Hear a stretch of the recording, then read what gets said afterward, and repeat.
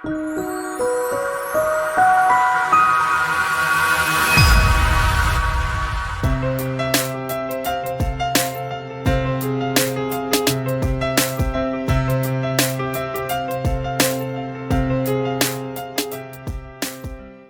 everyone, and welcome to yet another episode of the Interview Line. At Una Kriti, we help you tap your avatars.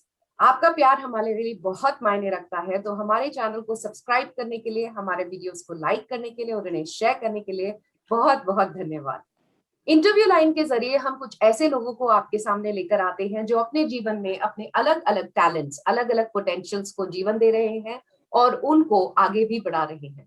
Every time we bring somebody very unique, and today also we have somebody who is at the age 91 and has not yet stopped to explore multiple potentials in herself.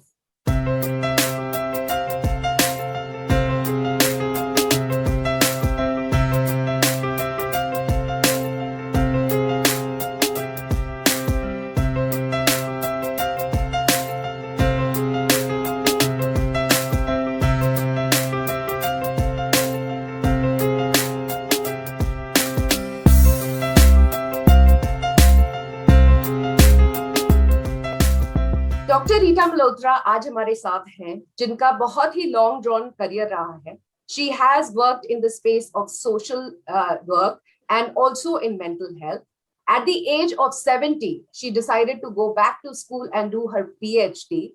When she's 91 right now, she is still learning a skill. She's learning to play Casio. So if you think age is a stopper for you and you're unable to take forward certain interests and passions in you because you lost out on that time, today your thought is about to change. So welcome Dr. Rita Malhotra on the channel.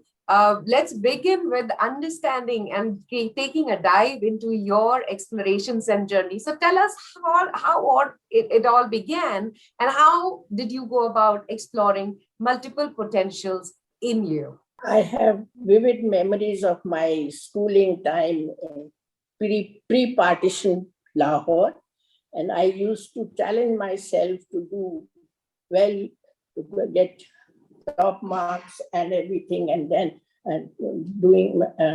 get 10% marks in maths. And then I did my metric from Punjab University, and then BA from Agra University. And then I got married in 1948 and went to Jabalpur. There I raised two adorable girls, Alka and Deepika. And after sending them to school at the age of 5, and when they were 5 and 7, I joined my master's in applied psychology there. That I finished that in 1959 and got a gold medal from Jabalpur University, being first class first. And then I moved to Jaipur, where I learned driving and also joined the painting class.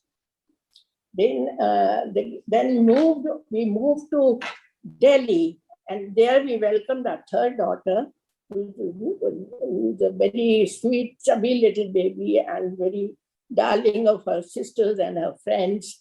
And after sending her to the nursery school, I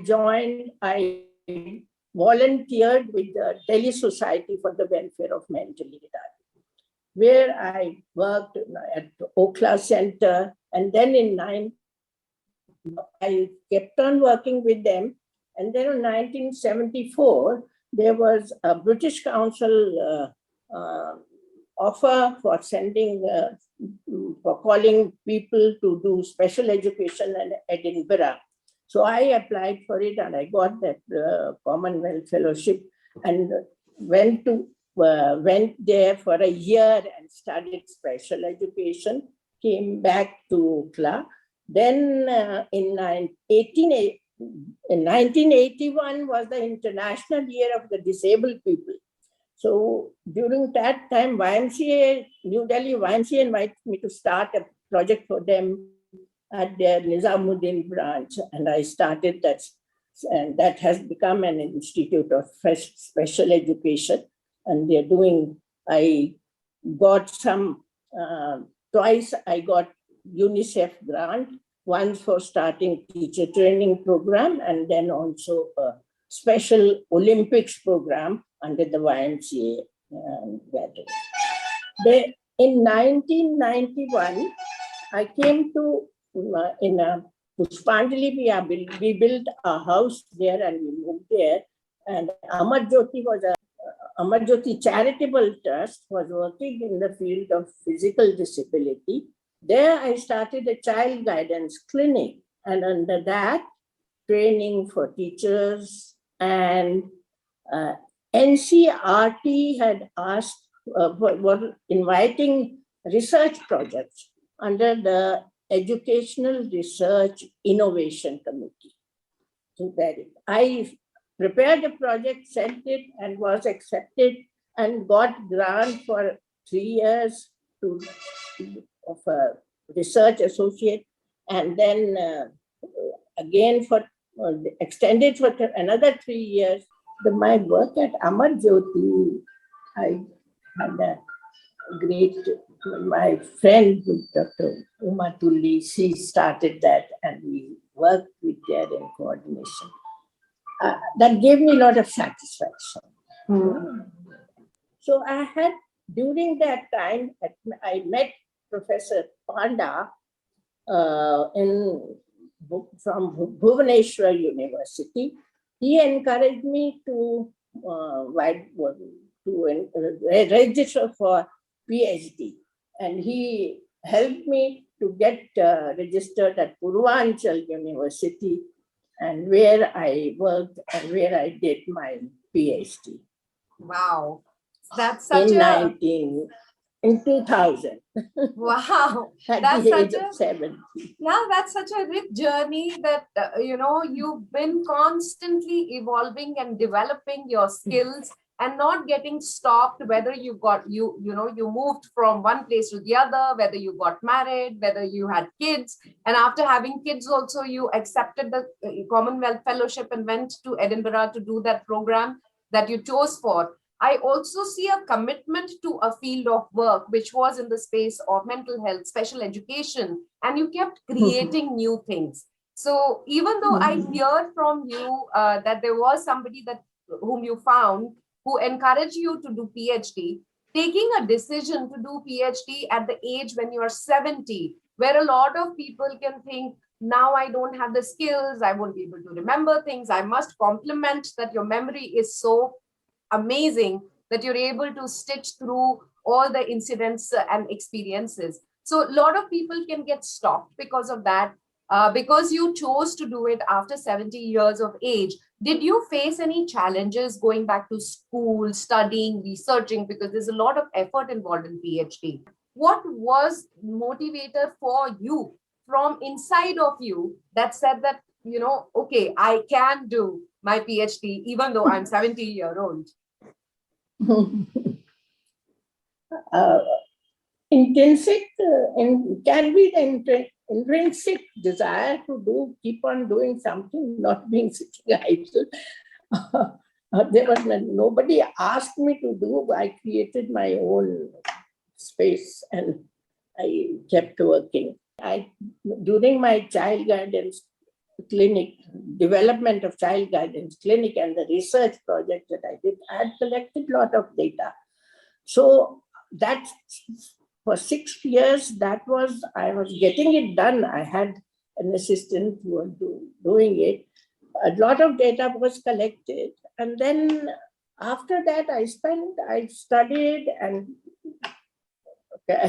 conducted the other workshops also to do it. And found it interesting because my interest was in the beginning to work with children and to help the slow learners. So I developed how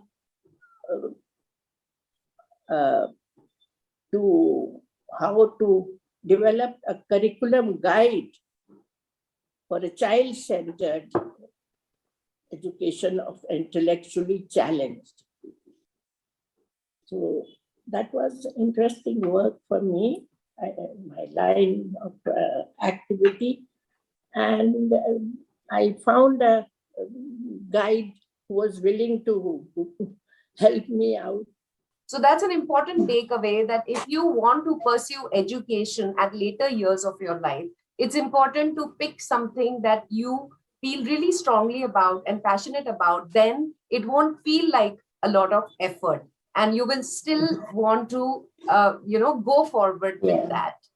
It has been fantastic to hear so many things that you've been doing and how you went about building your career and your interest areas. How are you continuing to explore your multiple potentials even now? What are the things that keep you busy, and how do you go about ensuring that you still are carrying forward multiple interests in you, even though you have crossed 91 years of age? Now, in 2019, we sold our house in Pushpanjali, and I moved to, sometimes I stay with my second daughter, Deepika, and Arun and Nizamuddin.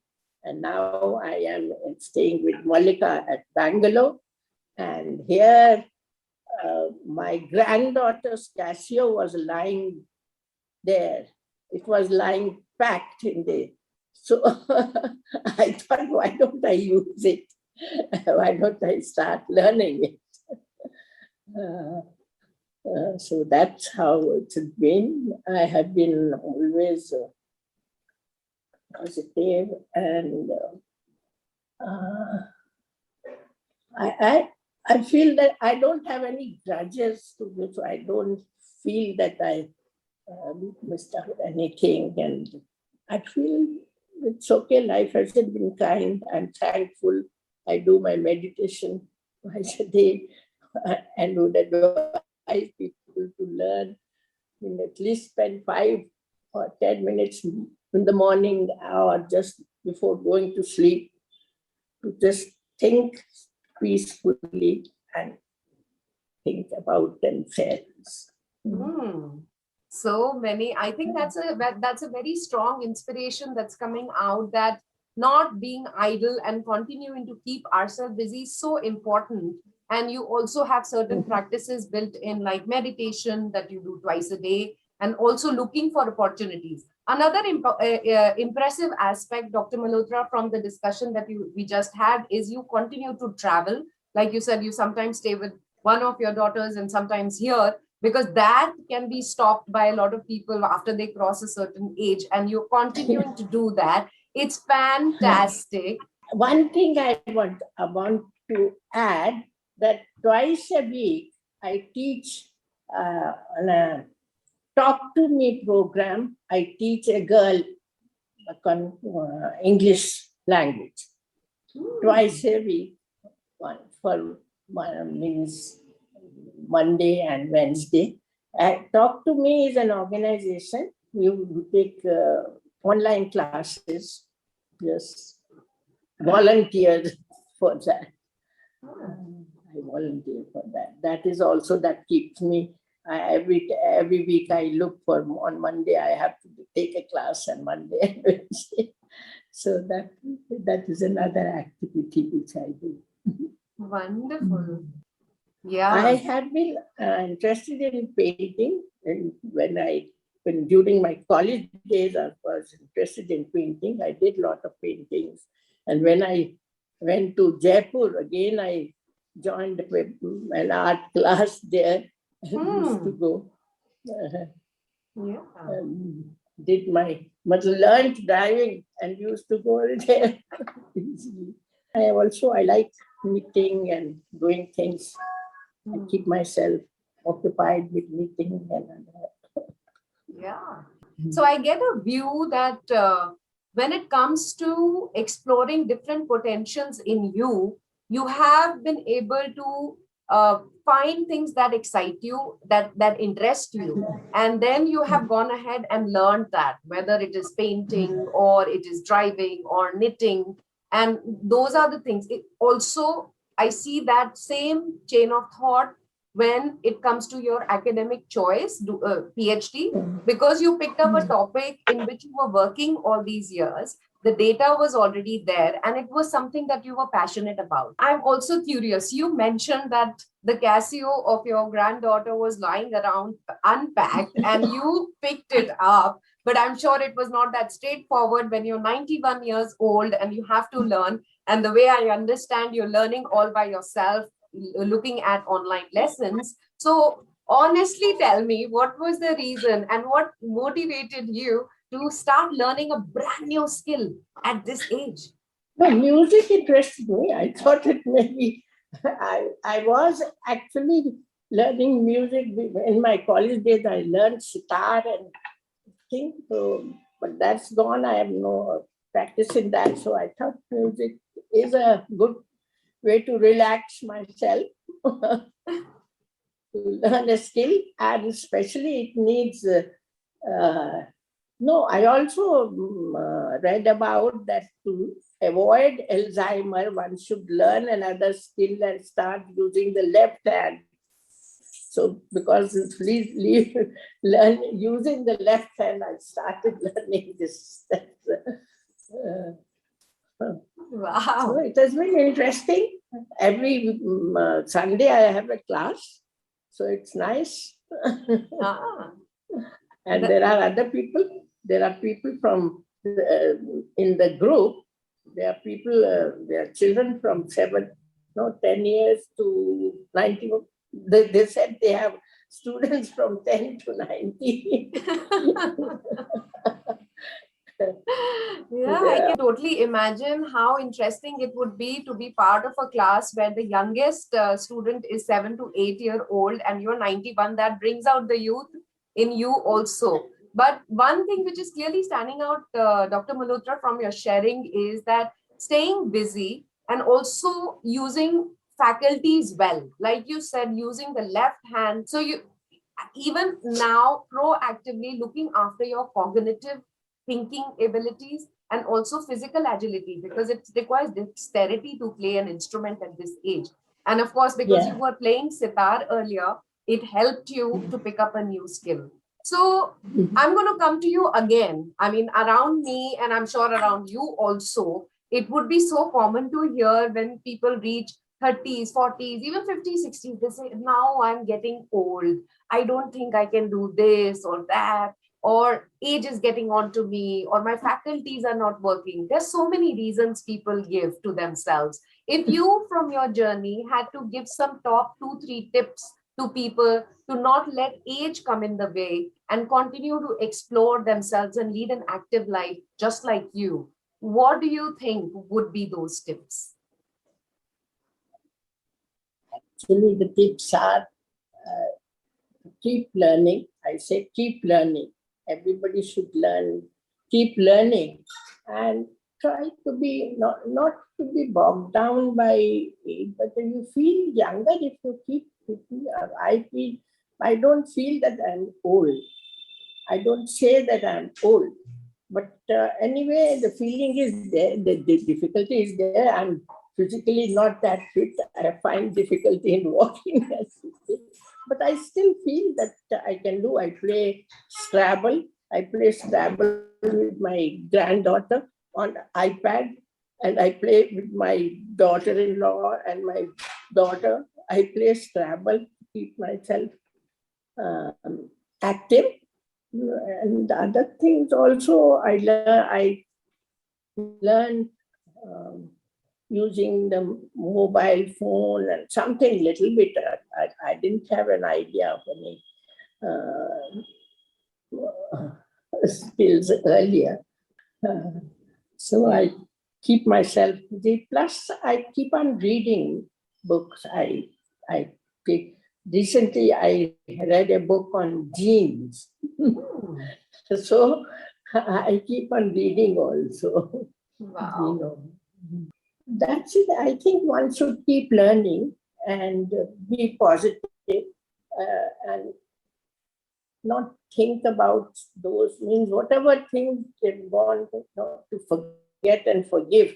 That should be the principle. Forget and forgive and be happy and be positive. Look for the good, positive points in another person. When even in your friends and children, if you are looking for good points and not ignoring if the flaws are there, so that helps you in having a positive attitude, life. Those are very, very important tips, because a lot of times it's not about being old, but feeling old that comes in the way. And your message is that if you don't feel that you are old, then you become unstoppable. Then you don't let those thoughts nag you that this is my age now, I can't do this, I can't do that. You also were candid in sharing that yes, challenges are there. For example, walking could become a challenge sometimes, but again, you're not letting those things stop you. Continuing to have that play spirit, fun spirit, like playing Scrabble with your granddaughter, or or board games. A lot of time people say that's something for the kids, but you are continuing to play that right now. Those are very, very important aspects to consider, because feeling old can make us get old faster, but feeling young can defy age also. I think that's a strong example that's coming out from you and from your journey. Forgive and forget and being happy also doesn't come easy to a lot of people, because we hold on, like you said, you don't hold on to grudges. So when you are not holding on to grudges, you don't have those baggages to carry forward. It has been fantastic to have this interaction with you. Before we conclude this interaction today, are there any closing words, parting words that you'd like to share with us? Yeah, my grandson presented me with an iPad on my 90th birthday. Wow. And I moved on to that. I do a lot of things with that. So it's been a nice talking to you. Going through my life, it has been an extraordinary experience, thinking how my journey was. I enjoyed it, thinking about it. So thank you so much for making time and being with us today. It has been a pleasure to have you on the interview line and share your journey. And to all the listeners out there, if you think that age is a showstopper in any ways, Dr. Malhotra's journey gives you a sense that it is not. At the age of 91, she is digitally and technologically savvy. She uses WhatsApp and is hooked on to her iPad right now. At the same time, she continues to read, continues to take classes, and that's been her journey all throughout the life. That does give us a sense that it's very, very important for us to have an active life, continue to stay busy, and not get stopped because of anything that specifically we say is an age-related issue. And so all the viewers who are listening out there, I want to remind you to continue to tap your avatars. And if you have not subscribed to our channel, go ahead and do that. And if you love this interaction, give a like to this video. We'll be coming back very soon with another interesting person like Dr. Rita Malhotra, who is unstoppable and is continuing to explore multiple potentials in them. Till that time, we'll come back. Bye-bye for now.